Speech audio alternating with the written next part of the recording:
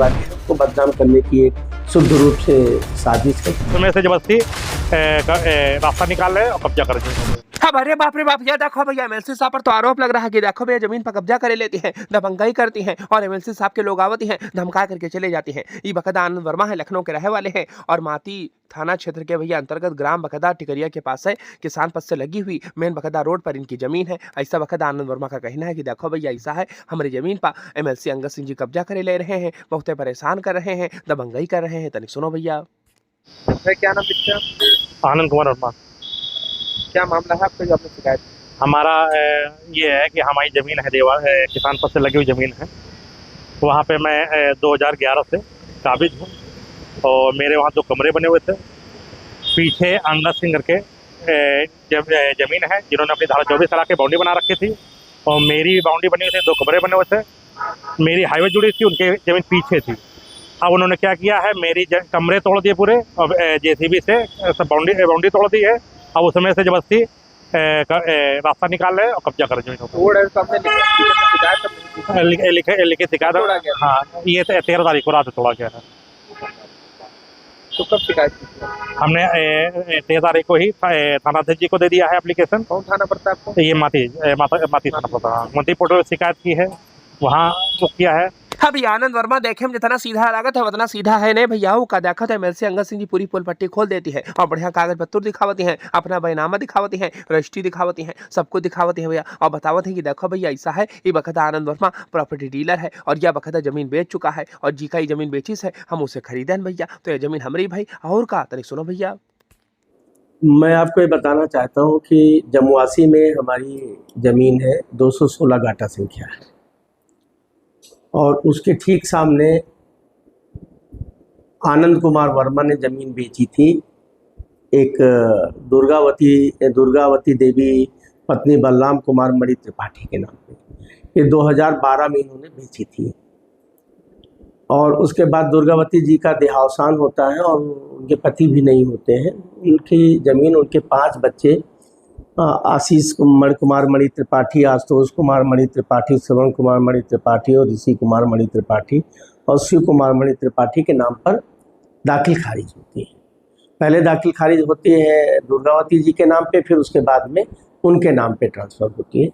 और ये ज़मीन हमने अभी इसी जून में हमने उनसे परचेज़ की है। ज़मीन हमारी है और जो आरोप लगा रहे हैं, जो हमारे संज्ञान में आया है आनंद कुमार वर्मा जी, उनसे तो कोई मतलब ही नहीं, क्योंकि उन्होंने ज़मीन 2012 में ही बेच दिया है।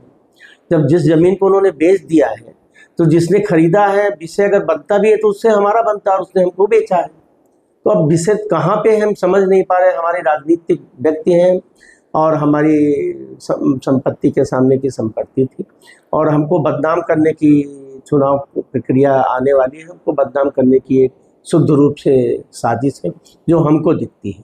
और ये आनंद कुमार वर्मा तो ना जाने एक एक प्लाट कितने लोगों के नाम पे बेचे, बहुत सारे लोग हमारे सामने आ रहे हैं। कोई कंपनी भी बना रखी है? इन्होंने मैपल्स के नाम पे कंपनी बनाई थी, उसी के नाम पे सब कुछ कर रहे थे और मैपल्स भी भाग गई, ये भी भाग गए थे।